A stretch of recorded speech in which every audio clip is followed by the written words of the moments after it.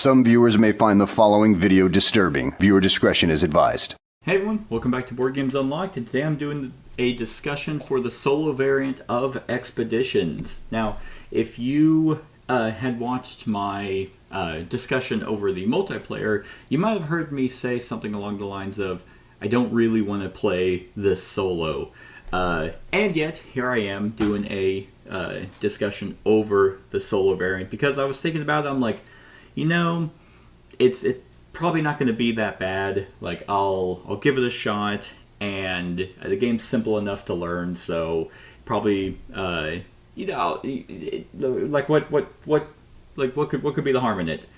And it turns out that the solo variant is just as bland as the multiplayer. This is not a super fun variant, at least for me. Like, again, kind of like with the multiplayer, there is something there, I guess.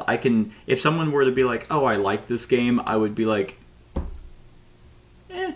But what they do in the solo variant is it kind of is trying to replicate a 3-player game. And that almost seems to be the route they're going for a lot of their variants lately, is to act as if it's a 3-player game, because, hell, it's working. Stonemaier Games is really, really solid with their automas for almost all of their games. Their solo variants are typically done very well. And again, it's not that this variant is bad, it's just painfully average. It's so boring. And I even tried playing with like music, like going on Melodice to get like into the theme, and there's just nothing here in terms of theme. Like, you have these massive tiles that just have this art that it might as well just not be there. I get nothing out of this.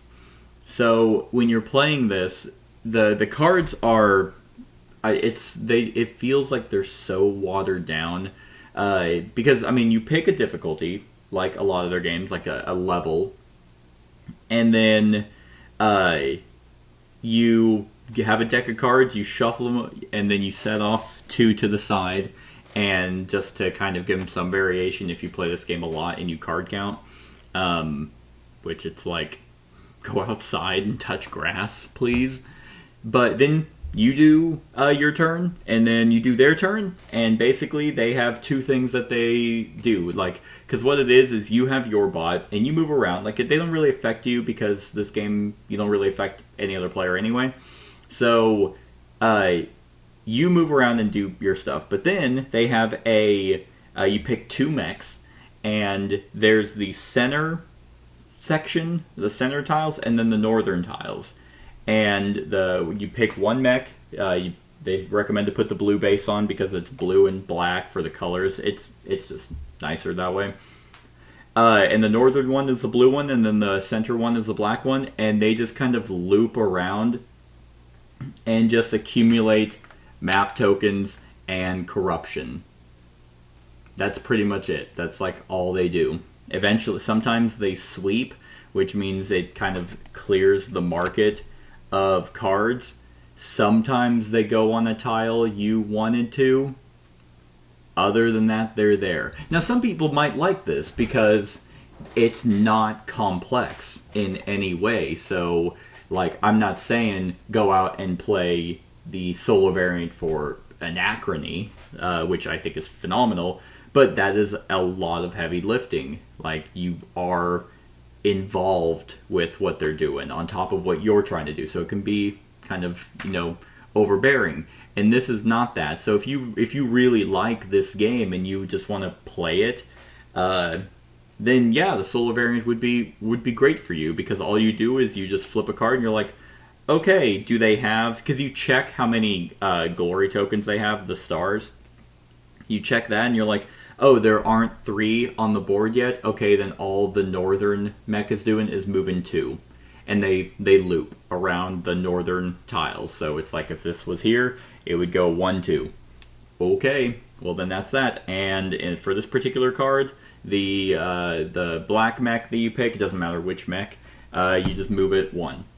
Okay, well that was them. Back to your turn. And then you can fiddle around with whatever cards you have and whatever strategy you're going for.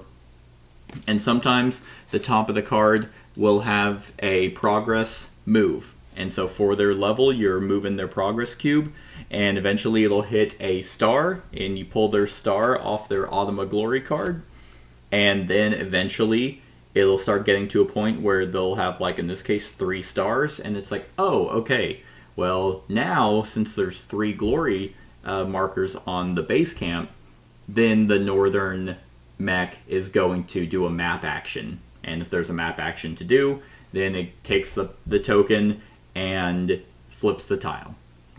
Then you add corruption, and you're like, okay, that's all that did.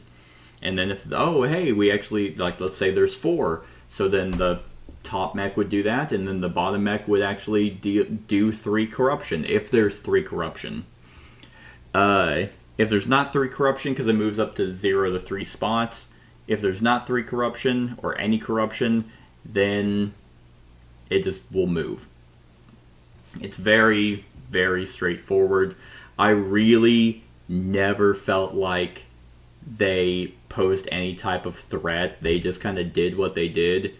By the end of this game that I just got done playing, they had a stack of corruption. And it's like almost a faux difficulty, though, because they score based off how many map tiles, the corruption tokens, and their stars. So depending on the difficulty that you choose, how many points they're going to get or coins they're going to get at the end of the game is just increased. I don't really find that exciting. I kind of think it's like, okay, you're playing on the hardest difficulty. For each corruption it gets, it's 10 points or whatever it is. I can actually, because I obviously am not playing this on the hardest difficulty. If you do the hardest difficulty, which goes up to 5, okay, well, it's not that much different. The biggest difference is, okay, so it would get 2 points per map, 2 points per corruption, and 5 points per star, which if they get all 8 out would be 40 points. And I mean, if I was playing on this difficulty, they would have won, because it seems the biggest difficulty between all the different levels is how much time you have. Because in like a level 1, you have 1, 2, 3, 4, 5, 6, 7, 8, 3, 24, 5, 6, 7, 8, 9, 10, 11. So you have like around 30 turns. Not really, because not every single Autumn card progresses the thing. But on like probably around 30-ish turns. And for the level 5, you have 1, 2, 3, 4, 5, 6, 7, 8, 16, 17, 18, 19, 20. You have 21, so you have 10 less turns. So it's kind of more of a race, because in this game you have to go out and find the locations that let you boast, which is an actual action that lets you put your stars out, and versus just doing them. And I mean I see why they do that, because these aren't really that challenging. You just have to go to a location that lets you meld, for example, get rid of some corruption there, and then you just do it. You just, like, so it's not like you have any prerequisites for a meteorite, except you just pop them in there. Still, every single game of this I have played, I have won by hard focusing on melding, because that seems to be the way you get a bunch of points. It's the most exciting for me. That's the most exciting thing about this game, is like trying to put in meteorites that it's like, oh, this one is like one, I get a $1 per map token. I mean, it's a max of 3, so it's like, okay, I'm gonna put that one in first, because if I can pop it off each time, and I can do that 4 times, then that'll be 12 points, really. And the mech I actually had, I had that massive whatever Tatanka that lets you solve, upgrade, or meld up to 5 times each. That was pretty cool, because then I got to pop off a lot of things. So I got like a bunch of points just from being able to meld 5 times. And then eventually I was like, oh yeah, I forgot, your stars are based off of your quest. So I went and did one quest to just get an extra coin per star. But yeah, like, if you... I wouldn't get this game just for its solo variant. Like, sometimes there's games where it's like, I don't really like this multiplayer. Like Imperium Classics or Legends. It's like, I don't really want to play that multiplayer. Not because it's bad, but because it's so isolated that it's like, I'm not really affecting you. But it's phenomenal solo. And that's kind of the same with this game, is you're not really affecting any other players. So it's like, oh, well, maybe the solo variant's like a masterpiece. And it's just not. Like, they loop around and collect tokens. That's all they do. And sometimes they clear the market for you. Yay. So I never had to do it. That was nice. Like, all I did for one time is like, I waited until I had like 10 of guile and power, and I just waited for the northern mech to reveal that location for me, and it did. And then it funny enough, the next card it drew, because they can take that one, the next card it drew was the one that was like, hey, go take the 20, but it happened to be the one that they needed 7 glory to get, and they only had 5. But the other one in this deck, they can take it if it's 5. So he was sitting on top of it, and then the next card I was like, oh, he doesn't have 7 glory. So then he moved, and I went in, and I'm like, okay, that's mine now. So you can kind of game the game, like, and I would almost say that the recommended difficulty they give you is like, don't even play a full game, just play half of one, and be like, anyway, I'm gonna bump this up to a higher difficulty, because in this game I just annihilated them. It wasn't even close, and I never felt threatened. I was like, man, like, am I gonna lose? And am I gonna, like, other games that have solo variants where you're like, I hope I do well. Like, I feel like I'm doing well, but they're doing well too. Like Carnegie, the solo variant for Carnegie, I think I won by 1 point on my solo variant, even though I think someone said I missed a rule and I would have lost, but I optionally ignored that. But like, that one is like, man, like, okay, it's doing really well. I feel like I'm doing like, there's some tension in a solo variant, in some solo variants, and here you just don't get it. Like, it's a variant that they made on this game. One thing I will say, and I didn't mention this in my multiplayer discussion, but you have your mechs, and then you have your character and companion, and obviously in Scythe you have that too. More just in theme than anything. Like, here your character and companion actually do something. One thing that is slightly nice about this game is that they're not linked. So you can have a character and companion duo with the 5 different types of mechs that are out there. I think that that's neat, because that could give you some type of like, different synergy that you might not have had in a previous game. But again, I think it's so surface level that it like, the character, I mean, this happened to work out, and like, I had Akiko and Jiro, which is the Asian lady with the monkey.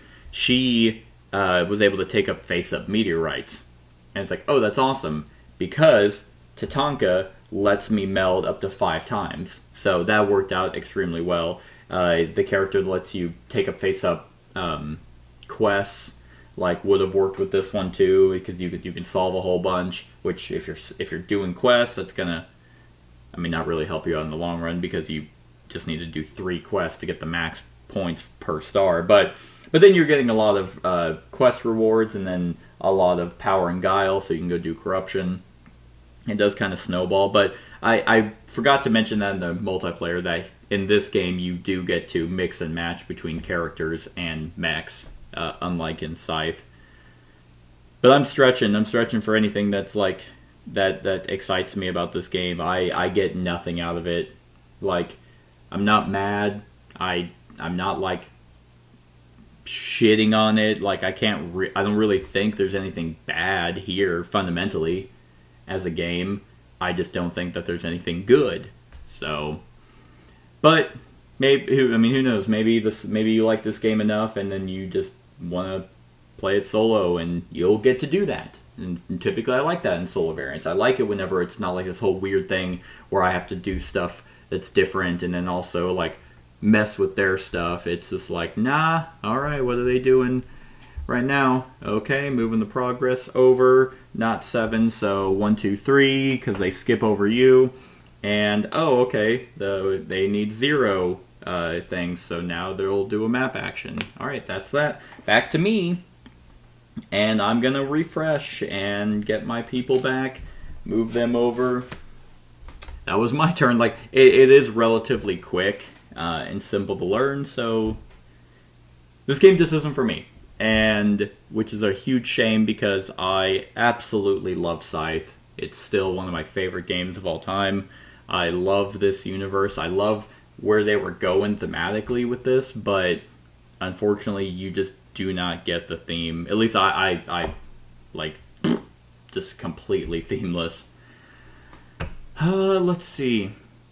Yeah, that's pretty much it. That's all I got. So on a scale of 1 to 10 for the solo variant of Expeditions, I'm gonna give it a 5. I think it's average. Like, yeah, it's like the multiplayer. I gave that a 5 as well. So that's just kind of where this game is sitting for me. But that's it, everyone. Let me know what you think of the game in the comments below. Other than that, like, comment, share, and subscribe, and have a wonderful whatever time of day it is for you. Hey everyone, thank you for watching, and I really hope that you enjoyed the video. If you would like to see more of my content, go ahead and click that subscribe button and the bell to be notified whenever I upload any new content. If you feel like supporting the channel, you can go ahead and click that Patreon link to be taken to my Patreon, and any help is truly appreciated. Other than that, stick around for any other run-throughs or reviews or cool top 10s or whatever I feel like putting on. Other than that, like, comment, share, and subscribe, and have a wonderful whatever time of day it is for you.